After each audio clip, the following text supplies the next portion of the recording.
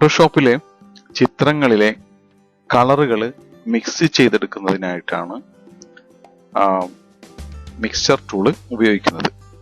Mixture tool select ചെയ്യുന്നതിന് tool ബോക്സിലെ ഇവിടെ കാണുന്ന ടൂൾ ഉപയോഗിക്കാം. കീബോർഡിൽ ബി എന്ന അക്ഷരം പ്രസ് ചെയ്തുകൊണ്ടോ ഷിഫ്റ്റ് ബി എന്ന അക്ഷരം പ്രസ് ചെയ്തുകൊണ്ടോ നമുക്ക് ടൂൾ സെലക്ട് ചെയ്യാവുന്നതാണ്. ടൂൾ സെലക്ട് ചെയ്തതിന് ശേഷം വരുന്ന ടൂളിന്റെ പ്രോപ്പർട്ടി ബാറിൽ നിന്നും ഇവിടെ ഈ ആദ്യത്തിൽ കാണുന്നത് പ്രീസെറ്റ് ചെയ്ത് വെച്ചിട്ടുള്ള ബ്രഷ് സെറ്റാണ്. ഇപ്പോൾ പ്രീസെറ്റിംഗ് ഒന്നും നടന്നിട്ടില്ല. പ്രീസെറ്റ് ചെയ്യുന്നത് എങ്ങനെയാണെന്ന് വരും ക്ലാസ്സുകളിൽ നമ്മൾ പഠിക്കുന്നുണ്ട്. ഇത് കഴിഞ്ഞാൽ അടുത്ത കൺട്രോളിൽ നിന്നും ആവശ്യമായ ബ്രഷ് പാറ്റേണുകൾ സെലക്ട് ചെയ്യാം. ബ്രഷിന്റെ വിവിധ തരത്തിലുള്ള ബ്രഷുകൾ നമുക്ക് സെലക്ട് ചെയ്തെടുക്കാം. ഓരോ സന്ദർഭത്തിനും വ്യത്യസ്തമായിട്ടുള്ള ബ്രഷുകളായിരിക്കാം ഉപയോഗിക്കാനായിട്ട് സാധിക്കുന്നത്. ഇപ്പോൾ ഇവിടെ സെലക്ട് ചെയ്തിരിക്കുന്നത് ഇവിടെ ഈ കാണുന്ന ബ്രഷാണ്.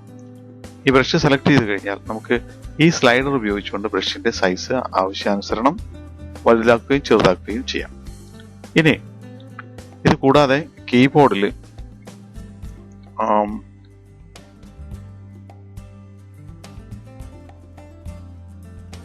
കാണുന്ന opening and closing square brackets, ഇതാണ് opening and closing square brackets. ഇത് പ്രസ് ചെയ്തുകൊണ്ട് ബ്രഷിന്റെ സൈസ് ആവശ്യാനുസരണം വലുതാക്കുകയും ചെറുതാക്കുകയും ആവാം. കീബോർഡിലൂടെ ബ്രഷ് സൈസ് വർദ്ധിപ്പിക്കുന്നതിന് ശീലിക്കുന്നതാണ് കുറെ കൂടി നല്ലത്. ഈ ടൂളിന്റെ മാത്രമല്ല, ഏതൊക്കെ തരത്തിലുള്ള ബ്രഷ് ടൂളുകൾ വരുന്നുണ്ടോ അവയുടെ എല്ലാം വലുപ്പം വർദ്ധിപ്പിക്കുന്നതിനും ചെറുതാക്കുന്നതിനും ഈ രണ്ട് കീസ് നമുക്ക് ആവശ്യാനുസരണം ഉപയോഗിക്കാവുന്നതാണ്. അടുത്തതായിട്ട് ടൂള് ആവശ്യാനുസരണം സെറ്റ് ചെയ്തതിനു ശേഷം ആവശ്യമായ രീതിയിൽ കളർ മിക്സ് ചെയ്തെടുക്കാവുന്നതാണ്. ഇതിന് ഒരു ഓയിൽ പെയിന്റിംഗ് ഇഫക്റ്റ് ആണ് നമുക്ക് ലഭിക്കുന്നത്. ഫോട്ടോഷോപ്പിലെ ചിത്രങ്ങൾക്ക് ഒരു ഓയിൽ പെയിന്റിംഗ് ഇഫക്റ്റ് വരെ ലഭിക്കുന്നതിന് നമുക്ക് ഇത് ഉപയോഗപ്പെടുത്താനായിട്ട് സാധിക്കും. ഇതിന്റെ പ്രോപ്പർട്ടി ബാറിൽ കാണുന്ന വ്യത്യസ്ത കൺട്രോളുകളിലെ വാല്യൂസ് വ്യത്യസ്തപ്പെടുത്തിക്കൊണ്ട് വിവിധ രീതിയിൽ ഇതിനെ പ്രയോഗിക്കാനായിട്ട് സാധിക്കും. ഓരോ ചിത്രത്തിനും വ്യത്യസ്ത രീതിയിലായിരിക്കും ഇത് വർക്ക് ചെയ്യുന്നത്. അതുകൊണ്ട് തന്നെ വളരെ കാര്യമായിട്ടുള്ള ഒരു പ്രാക്ടീസ് ചെയ്താലാണ് ഇവ എങ്ങനെയാണ് പ്രവർത്തിക്കുന്നതെന്ന് ഒരു വ്യക്തമായ ധാരണയിൽ എത്താനായിട്ട് സാധിക്കും. നന്നായി പ്രാക്ടീസ് ചെയ്ത് നോക്കുക.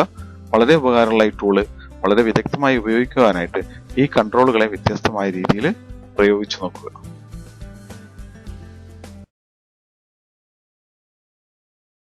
ഫോട്ടോഷോപ്പ് ഉപയോഗപ്പെടുത്തി പെയിന്റ് ചെയ്യുന്നവർക്കും മറ്റും ഒരു ഓയിൽ പെയിന്റിംഗ് ഇഫക്റ്റ് ആവശ്യമായിട്ടുള്ളവർക്കും മറ്റുമാണ് ഈ മിക്സ്ചർ ടൂള് നമ്മൾ ഉപയോഗിക്കുക.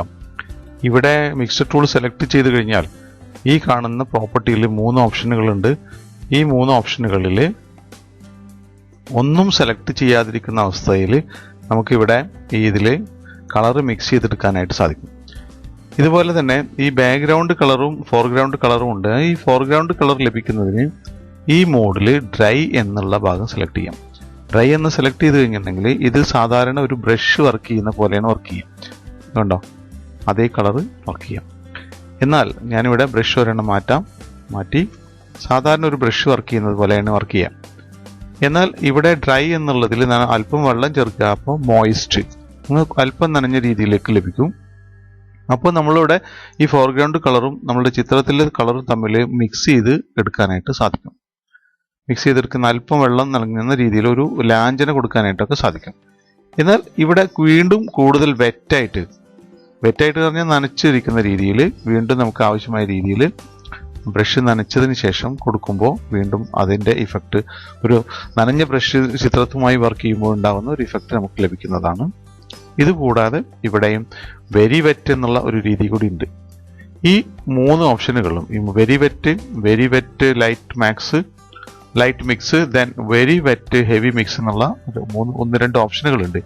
ഈ ഓപ്ഷനുകളിൽ യഥാവിധം ഇവിടെ ഈ 3 കൺട്രോളുകളിൽ വെറ്റ്, ലോഡ്, മിക്സ് എന്നുള്ള ഈ 3 കൺട്രോളുകളിലെ വിവിധ യൂണിറ്റുകളെ അറേഞ്ച് ചെയ്തുകൊണ്ടാണ് ഈ ഓപ്ഷനുകൾ നിർമ്മിച്ചിരിക്കുന്നത്. ഈ 3 കൺട്രോളുകൾ ഉപയോഗപ്പെടുത്തി നിങ്ങൾക്കും പുതിയ ബ്രഷുകൾ നിർമ്മിച്ചുകൊണ്ട് ആവശ്യാനുസരണം പെയിന്റിങ്ങിലേക്ക് കടക്കാവുന്നതാണ്. ഒരു ഓയിൽ പെയിന്റിംഗ് ഇഫക്റ്റ് ലഭിക്കുന്ന തരത്തിൽ നമുക്കിതിനെ വർക്ക് ചെയ്തെടുക്കാവുന്നതാണ്.